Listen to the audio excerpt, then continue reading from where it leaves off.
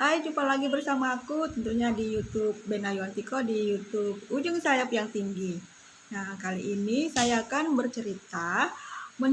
Di sini saya akan mewawancarai, bukan bercerita ya, mewawancarai salah satu em, pemenang ataupun lulus di kedinasan, dan kita akan mewawancarai dia bagaimana perjuangan dia mulai dari awal sampai akhir gitu. Dalam kedinasan ini dia masuk. Jadi ini ya, supaya jadi motivasi buat kita semuanya. Mari kita tanya-tanya dulu ya.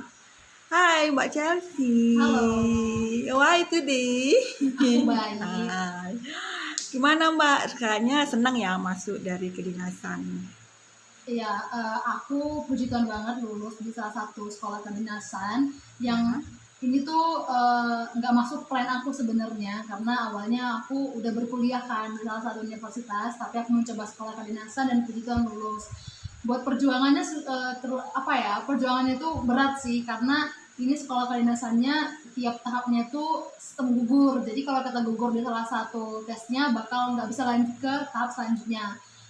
Tapi yang perlu aku tekankan di sini ya harus tetap belajar, sama juga harus manajemen waktu, karena aku juga berkuliah, jadi harus bisa bagi waktu di mana buat belajar untuk kuliah dan belajar untuk sekolah kedinasan. Dan juga ada yang perlu dikorbankan di sini. Jadi buat dapetin satu yang mau kita mau itu harus ada yang kita korbankan, kayak misalnya aku ngorbanin universitas yang udah aku dapat dulu seperti itu. Iya, tapi harus tetap semangat ya Mbak Chelsea ya. Iya. Ya semangat, tetap semangat karena perjuangan harus diperjuangkan. Karena ada pepatah mengatakan ini, lihat masa depanmu sudah ada di ujung. Ya, betul seperti itu. Ya. Dan ini jadi awal baru karena aku akan jadi mahasiswa baru lagi. Iya. Dan harus bisa beradaptasi sama lingkungan di sekolah kedinasannya nanti. Oh iya, bagus sekali. Rasanya senang nggak ya? Senang senang pasti ya. senang. Tapi sedih juga karena kan aku udah punya teman di universitas yang ini yang sekarang kan, dan aku harus berpisah, harus bisa beradaptasi dengan teman-teman baru. Tantangan juga sih sebenarnya, tapi senang juga. Nah, sekarang mau saya tanya nih kepada Mbak Chelsea, apa motivasi Anda supaya orang yang di luar sana tuh tidak patah semangat gitu bagi yang mereka yang tidak lulus kedinasan gitu. Boleh sedikit apanya tuh maksudnya apa? Nah, boleh sedikit dikasih supaya mereka yang di luar sana bisa lebih semangat lagi gitu. Oh iya, buat teman-teman di luar sana, kalau mau memulai sesuatu harus sungguh-sungguh.